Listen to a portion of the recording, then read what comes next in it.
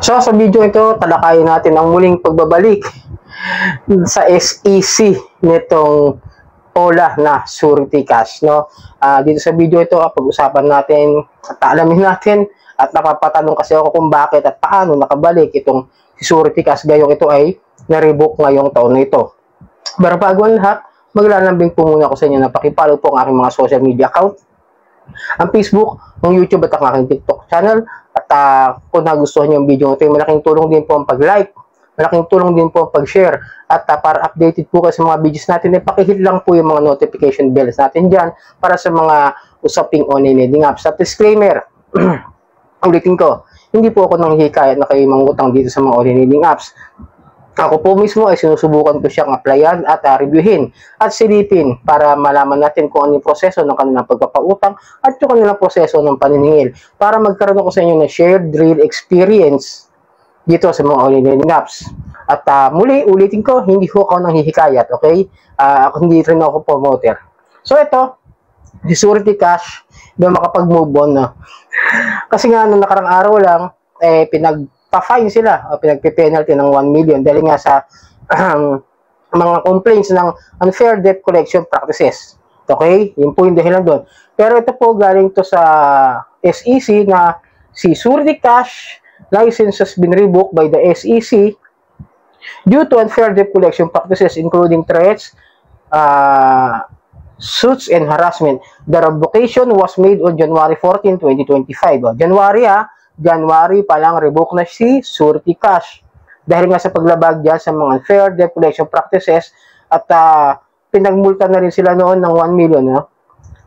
Noon pa ito, alam ko parang noon pa nga ito lumalabas may 1 million tapos ngayon lang pinagbabayad. Tapos nagulat nga ako kahapon na ayun nga, updated na si Liz ng SEC, ando na si Surety. No? Ito, tingnan nyo, di ba? Pakita ko sa inyo, yung updated niya. Noong November 3, ginawa ko na ito kahapon. Ito po siya. Ayan, pakita ko sa inyo. Surety Cash, Order of Revocation Lifted, SEC Bank Case number 4-25-573, di ba? So, ito lang naman sa akin. Maglalabas lang ako ng aking point of view or opinion at hindi para tawag doon, hindi para maglabas ng mga kung anumang mga expectations. Para sa akin lang, bakit nababalik yung mga OLA na mayroong mga unfair debt collection practices na ang dahilan kung bakit sila nare-revoke. Di ba pang unfair debt collection practices ay mga may criminal liabilities like the harassments? Bawal nga the libel, yung mga cyber libel, yung pagpo-post, yung pag-contact, yung mga data privacy. Hindi ba't mga mabibigat na mga kaso yan? Tapos yung mga, kung ano yung mga pinapadala nila, like the pagpapadala ng kabaong, the bulaklak ng patay, yung ibang mga OLA, ganyan. And then they will take it as a paraan nila ng paniningil. Kaya unfair debt collection practices, mabigat na parusa na sana yan. But doubtful na ako, minsan napapaisip ako na anong nangyayari. Hindi ko kasi alam kung ano yung proseso ng SEC sa kung paano nila tinitignan bakit na ibabalik yung mga OLA na nare-revoke dahil sa unfair debt collection practices. Siguro mas maiintindihan ko mga kadyani kung yung dahilan kung bakit na-revoke at nakabalik is yung mga delinquent lang sila na hindi nakakapag-file ng kanilang report monthly o hindi nakakapag-file ng kanilang documents monthly, hindi sila nakakapag-update ng kanilang mga license, ganun lang, yung pag-renew. Pero para sa kataga, medyo hindi ako pabor doon sa mga OLA na like the Mocha, ito, this is the Surety Cash na may mga complaints ng unfair debt collection practices. Dahil nga yung mga ginawa nila doon sa mga kliyente, sa mga borrowers is mind-blowing harassments, diba? Na pati yung mga taong hindi naman nagkautang, sisingilin nila.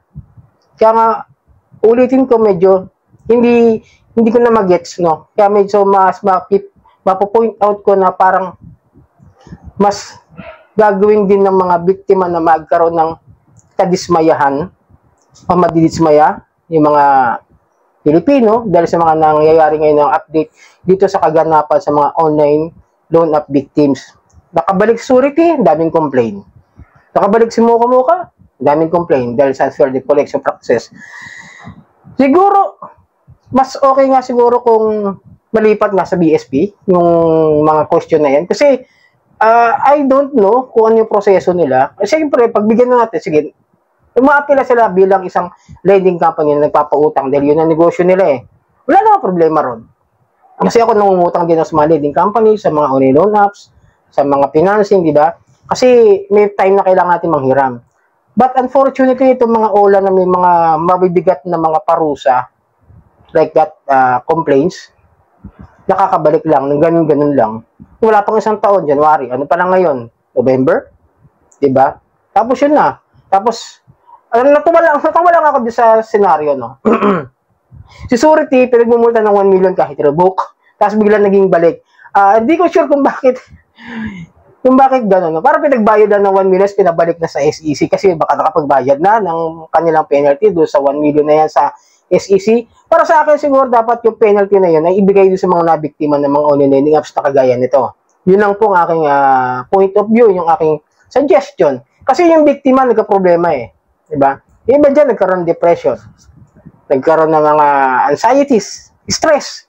Nagkabuon-buon sa utang dahil sa pamimilit na bayaran yung mga utang nila.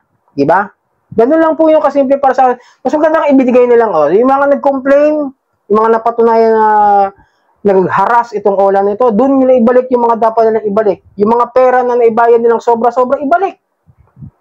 Yun lang po ang point out ko. Sana maging fair din po. No? Sabihin natin hindi nakakabayad talaga sa sobrang kagipitan sa buhay ngayon. Lalong-lalo na ngayon.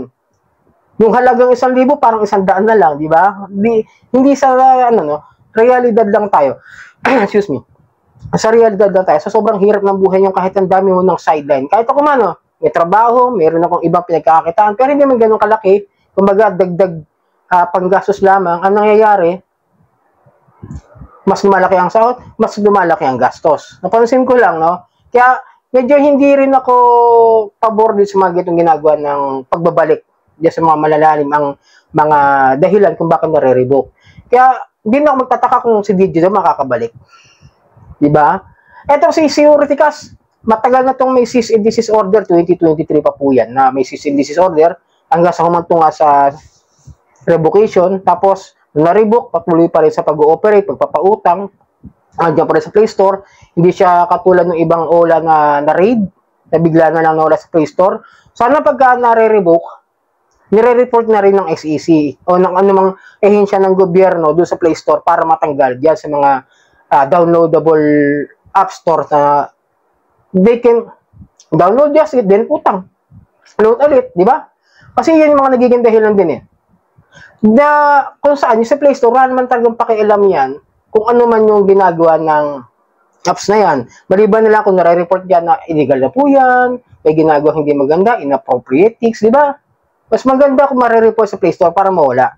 Kasi, hindi rin naman ako papabor doon sa mga OLA na revoke dahil nga sa unfair debt collection practices sa mga paglabag doon sa karapatan ng mga clients nila. Tapos nakakabalik lang ng ganun kasimple. So sana maging eye-opener no, sa mga nanonood sa akin na nakikita ko naman sa comment section na medyo dismayado na sa nangyayari sa ating gobyerno. So sana nakatulong video ito muli. Maglalambing ako na pakipalo po ng aking mga social media account ng Facebook, YouTube at ang aking TikTok. Maraming pong salamat sa ulitin.